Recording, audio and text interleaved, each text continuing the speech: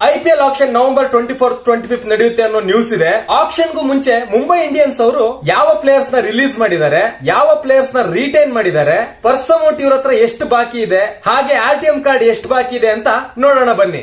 Mumbai Indians release ಮಾಡಿರೋದು Ishan Kishan, wicket keeping plus opening batsman ಗುರು ಒಳ್ಳೆ ಅಮೌಂಟ್ ಸೇಲ್ ಆಗ್ತಾರೆ. ಟಿಮ್ ಡೇವಿಡ್ ಮಿಡ್ಲ್ ಆರ್ಡರ್ ಅಲ್ಲಿ ಒಳ್ಳೆ ಫಿನಿಷರ್, ಇವರು ಪಕ್ಕ ಒಳ್ಳೆ ಅಮೌಂಟ್ ಸೇಲ್ ಆಗಬಹುದು.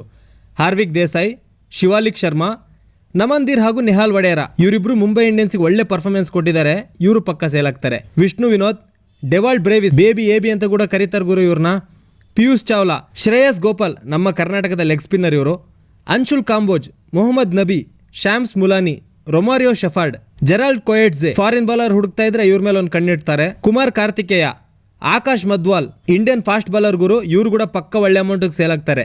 ಕ್ವೇನ ಮಪಾಕ, ಅರ್ಜುನ್ ಟೆಂಡೂಲ್ಕರ್ ಇವ್ರನ್ನ ವಾಪಸ್ ಮುಂಬೈ ಇಂಡಿಯನ್ಸ್ ಅವರೇ ಕರ್ಕೊಬಿಡ್ತಾರೆ. ನುವಾನ್ ತುಷಾರ,